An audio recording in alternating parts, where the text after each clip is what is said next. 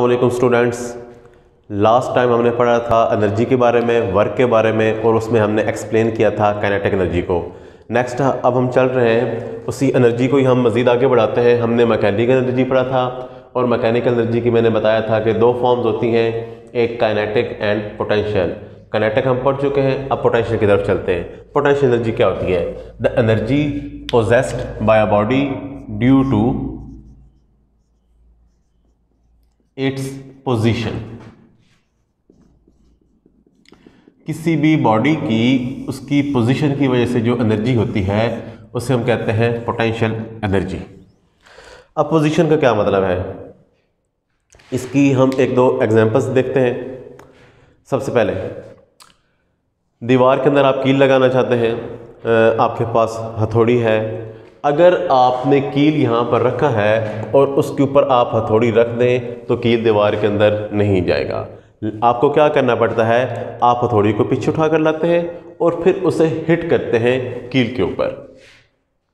होता क्या है, जब आपने हथौड़ी को पीछे उठाया इस तरह से तो आप उससे किसी ख़ास पोजीशन पर लेकर गए, आपने अपनी मसल एनर्जी दी है उसे, तो वो एनर्जी उसके अंदर स्टोर हो गई है in the form of potential energy. ये चीज़ होती है पोजीशन। कोई और एग्जांपल इसकी देखते हैं। एक ईंट है, ईंट अगर उठाकर किसी के सर पर रख दी जाए तो उसे क्या होगा, कुछ भी नहीं होगा। अगर वो ईंट अगर थोड़ी सी हाइट पर ले जाकर अगर छोड़ दी जाए और फिर किसी के सर पर आकर लगे तो उसे किसी हद तक उसे चोट पहुंचेगी। लेकिन वही एक आपके पास वही सेम बॉडी है, वही ईंट है, एक कोई आदमी नीचे खड़ा हुआ है, छत के ऊपर से खड़े होकर आपने उसको सिर्फ छोड़ दिया है, मारा नहीं है, फेंका नहीं है, सिर्फ आपने उसे क्या किया है, छोड़ दिया है। अगर वो आकर उसके ऊपर लगेगी तो वो किस कदर नुकसान पहुंचाएगी। अब सोचने की बात यह है, बॉडी सेम है, पहले केस में उसने कुछ भी नहीं किया, दूसरे केस में उसने किसी हद तक वर्क किया और तीसरे केस में उसने बहुत ज़्यादा वर्क किया। फ़र्क किस चीज़ का है?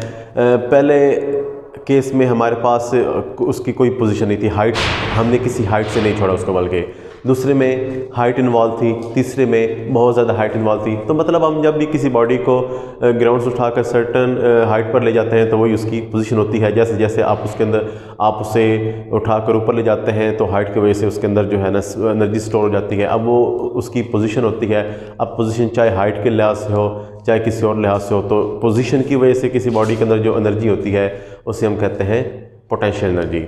इसी तरह से डैम्स के अंदर आप देखते हैं कि क्या होता है कि पानी हम हाइट पर स्टोर करते हैं, हाइट से पानी नीचे गिरता है। अब जब पानी हाइट पर जाकर स्टोर हो जाता है तो उसके अंदर भी एनर्जी स्टोर हो जाती है, दैट इज़ पोटेंशियल एनर्जी।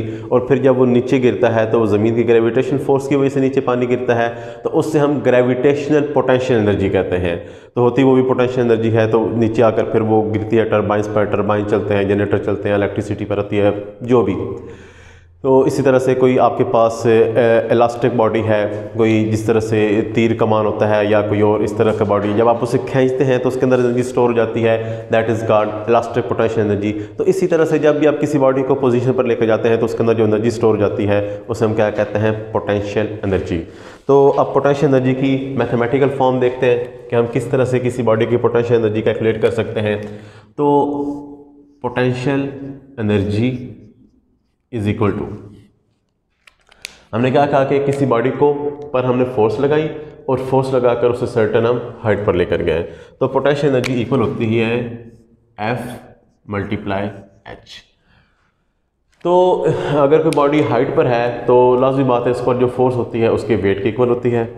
तो यानी उस पर जो फोर्स होती है वो ग्रेविटेशन होती है। तो हम कह सकते हैं कि F = W = mg।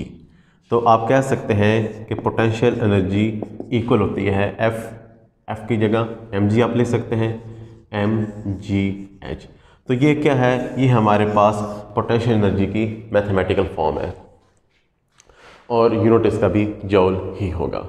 नेक्स्ट हम चलते हैं फॉर्म्स ऑफ एनर्जी की तरफ। पहले ही हम बात कर चुके हैं कि एनर्जी किसी एक फॉर्म में मौजूद नहीं होती, बल्कि ये मुख्तलिफ शक्लों में मौजूद होती है।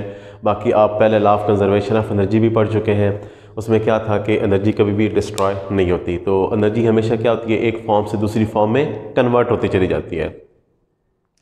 आप कोई भी काम करते हैं तो जो है आपकी जब आप उसमें एनर्जी सर्व करते हैं तो वो एनर्जी एक फॉर्म से दूसरी फॉर्म में चली जाती है।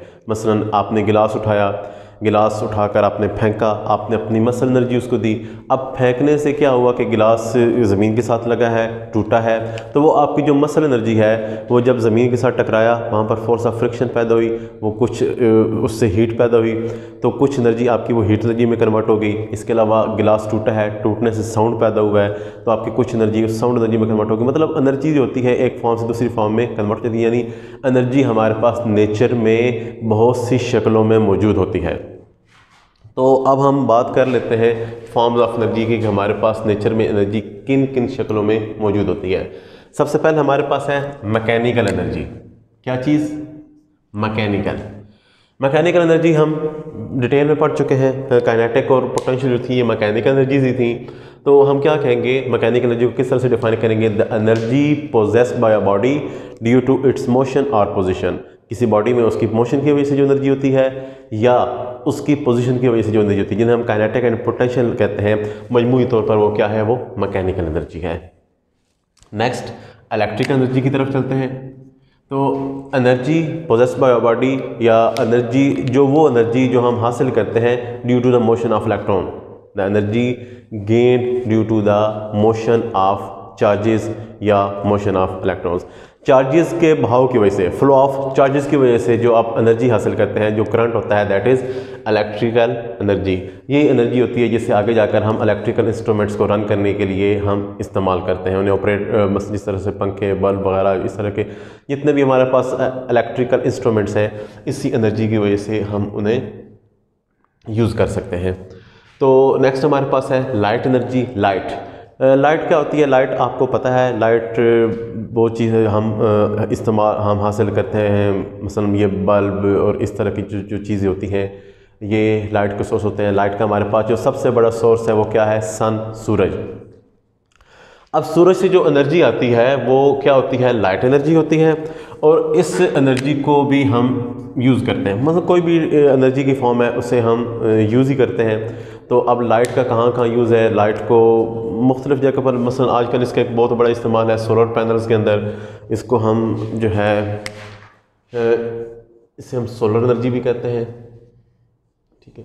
इसको हम क्या करते हैं, हमने डिवाइस बना कर रखी है, उसे हम सोलर पैनल का नाम देते हैं। ये क्या करती है, और वो डिवाइस क्या करती है कि वो लाइट एनर्जी को यूज़ करके हमें इलेक्ट्रिकल एनर्जी देती है। क्या करती है? इलेक्ट्रिकल एनर्जी, वो हमें जो है इलेक्ट्रिसिटी बना कर देती है। इसके अलावा लाइट एनर्जी के और भी बहुत से यूजेस हैं। मसलन इसका एक जो मेजर यूज़ है, प्लांट्स जो है फोटोसिंथेसिस के ज़रिए अपनी खुराक बनाते हैं लाइट को यूज़ करते हुए, क्लोरोफिल की मौजूदगी में, जिसकी केमिकल रिएक्शन आप लोग बायोलॉजी और केमिस्ट्री में पढ़ते रहते हैं, जिसमें कार्बन डाइऑक्साइड और वाटर रिएक्ट करके और फोटोसिंथेसिस और लाइट की मौजूदगी में वो क्या करते हैं, वो शुगर बनाते हैं और साथ में ऑक्सीजन खारिज करते हैं। तो लाइट एनर्जी के जो है, और बाकी जो है लाइट मेजर सोर्स मैं आपको बता चुका हूँ, सूरज है। वैसे भी हम मोमबत्तियाँ और किसी भी चीज़ हम लाइट हासिल कर सकते हैं। और सूरज से जो इतनी लाइट और हीट एनर्जी हमें मिल रही है, कहा जाता है कि सूरज पर हाइड्रोजन के फ्यूजन रिएक्शंस चल रहे हैं, तो उनकी वजह से सूरज पर इतनी एनर्जी प्रोड्यूस हो रही है। नेक्स्ट हमारे पास है न्यूक्लियर एनर्जी। अब न्यूक्लियर एनर्जी क्या होती है? आपने एक चीज़ के बारे में पढ़ रखा है जिसे हम कहते हैं एटम। अब एटम का अगर स्ट्रक्चर देखा जाए तो एटम के दरमियान में एक पॉजिटिव पार्टिकल होता है जिससे हम कहते हैं न्यूक्लियस। ये इस तरह से हम एटम का स्ट्रक्चर बनाते हैं। ये क्लासिकल स्ट्रक्चर है, एक बात याद रखनी है, मॉडर्न स्ट्रक्चर एटम का कुछ और तरह से है। अब होता क्या है कि ये अगर एटम है तो एटम के जो है, एटम के अंदर बेसिक जो होते हैं 3 सब एटॉमिक पार्टिकल्स होते हैं। एक को हम प्रोटॉन, न्यूट्रॉन्स एंड इलेक्ट्रॉन्स कहते हैं। प्रोटॉन्स पर पॉजिटिव चार्ज होता है, इलेक्ट्रॉन्स पर नेगेटिव चार्ज होता है, और न्यूट्रॉन पर कोई चार्ज नहीं होता। ये न्यूट्रल पार्टिकल्स होते हैं। तो ये जो दरमियान में एक हमारे पास होता है, ये चीज़, इसे हम न्यूक्लियस कहते हैं। न्यूक्लियस के अंदर प्रोटॉन्स एंड न्यूट्रॉन्स पाए जाते हैं, और आसपास जो इसके ऑर्बिट्स होते हैं इनके अंदर इलेक्ट्रॉन्स पाए जाते हैं। अब ये जो दरमियान में है न्यूक्लियस, इस न्यूक्लियस को हम तोड़ भी सकते हैं, इसे हम जोड़ भी सकते हैं। तो अगर एक हैवी न्यूक्लियस को तोड़ा जाए तो टूटने के अमल को हम कहते हैं फिशन। क्या कहते हैं? फिशन। और हम दो छोटे न्यूक्लाइड्स को जोड़कर एक बड़ा न्यूक्लियस भी बना सकते हैं, और जोड़ने के अमल को हम कहते हैं फ्यूजन। ये जो फिशन और फ्यूजन रिएक्शंस हैं, ये बेसिकली क्या है? ये न्यूक्लियर रिएक्शंस हैं। तो ये चूँकि न्यूक्लियस के रिएक्शंस हैं, न्यूक्लियस के प्रोसेस हैं, इस वजह से हम इसे क्या कहते हैं? Nuclear reaction. तो न्यूक्लियस को अगर हम तोड़कर दो में करें, जिसे हम फिशन रिएक्शन कहते हैं, या दो छोटे न्यूक्लाई को हम जोड़कर एक बड़ा न्यूक्लियस बनाएं, जिसे हम फ्यूजन कहते हैं, इन्हें हम मजमूई तौर पर इन्हें हम न्यूक्लियर रिएक्शंस कहते हैं। और यहाँ से हमें बहुत ज़्यादा अमाउंट में एनर्जी मिलती है। इस एनर्जी को हम क्या कहते हैं? Nuclear energy. ये अमाउंट में बहुत ज़्यादा होती है, इसको हम यूज़ करके फिर इलेक्ट्रिसिटी वगैरह बनाते हैं। इसको बाकी जो एटॉमिक बॉम्ब्स होते हैं, जो न्यूक्लियर जो पावर प्लांट्स हमारे पास हैं, चाहे वो इलेक्ट्रिसिटी के हैं, चाहे वो किसी और चीज़ के हैं, तो उनमें ये इसी किस्म के रिएक्शंस चल रहे होते हैं। नेक्स्ट हमारे पास है केमिकल एनर्जी। अच्छा, ये इनकी डेफिनेशंस भी आप लोगों ने याद करनी है, बुक में ये नहीं लिखी हुई। ये जितनी भी डेफिनेशंस हैं ये मैं आप लोगों को लिख कर भेज दूँगा। तो केमिकल एनर्जी है हमारे पास नेक्स्ट। अब केमिकल एनर्जी क्या होती है? केमिकल रिएक्शंस की वजह से। केमिकल रिएक्शन की वजह से किसी भी बॉडी के अंदर जो एनर्जी स्टोर होती है उसे हम केमिकल एनर्जी कहते हैं। इसकी बड़ी सिंपल सी एग्जांपल है ये सेल बैटरीज। अब बैटरीज के अंदर क्या होता है कि न्यूक्लियर रिएक्शंस के ज़रिए हम इनके अंदर एनर्जी स्टोर कर देते हैं और उनको फिर हम अपने यूज़ में लेकर आते हैं। तो किसी भी बॉडी के अंदर केमिकल रिएक्शंस की वजह से जो एनर्जी स्टोर होती है वो से हम क्या कहते हैं? Chemical energy. ह्यूमन बॉडी के अंदर भी केमिकल रिएक्शंस चल रहे हैं। आप जो खाना खाते हैं उसके अंदर जो एनर्जी होती है वो भी केमिकल रिएक्शन होता है। केमिकल रिएक्शन से वो उसके अंदर जो स्टोर एनर्जी होती है केमिकल एनर्जी होती है, फिर उसको आप यूज़ करते हैं, वो फिर हीट एनर्जी बनकर आपके बॉडी का हिस्सा बन जाती है। इसी तरह से आप लोग जो फ्यूल यूज़ करते हैं, पेट्रोल वगैरह, तो गाड़ियाँ चलती हैं उस पर, वो भी क्या होती है? उनके अंदर भी केमिकल एनर्जी होती है। वही फिर वो केमिकल बॉन्ड टूटते हैं, उससे फिर हीट प्रोड्यूस होती है, और उस हीट की वजह से फिर इंजन चलते हैं और आपकी गाड़ियाँ चलती हैं। नेक्स्ट हमारे पास है साउंड एनर्जी। साउंड क्या चीज़ है? Sound is a form of energy which is produced when a body vibrates. किसी भी बॉडी की वाइब्रेशन की वजह से जो एनर्जी प्रोड्यूस होती है उसे हम कहते हैं साउंड एनर्जी। तो आप लोगों ने ये छोटी क्लासेस की साइंस में ये चीज़ पढ़ी थी, आपने तजर्बा भी किया था कि घर में कोई बर्तन लें जो कि वाइब्रेट कर सकता हो, सिल्वर, स्टील का, लोहे का कोई चीज़ लें, उसके ऊपर कागज़ के छोटे छोटे टुकड़े करके उसके ऊपर रखें, उस बॉडी को हिट करें। आप देखेंगे कि जब साउंड प्रोड्यूस होता है तो वो जो उसके ऊपर कागज़ के टुकड़े पड़े होते हैं वो भी मूव करते हैं। मतलब साउंड में क्या होती है? एनर्जी होती है। और साउंड हमेशा वाइब्रेशन से ही पैदा होता है। साउंड के पैदा होने के लिए पहली कंडीशन यही है कि बॉडी का वाइब्रेट करना। इवन आप बोल रहे हैं तो किसी इंसान के बोलने से भी साउंड पैदा होता है, तो उसके अंदर भी एक बॉडी पार्ट होता है जिसे हम वोकल कॉर्ड कहते हैं। तो उस वोकल कॉर्ड की वाइब्रेशन की वजह से साउंड पैदा होता है। तो कहीं भी साउंड प्रोड्यूस होना है तो उसके लिए वाइब्रेशन बहुत ही ज़रूरी है। तो जो energy produce due to the vibration of body is called sound energy. Next हमारे पास हीट है। हीट भी क्या है? फॉर्म ऑफ एनर्जी है। Heat is a form of energy.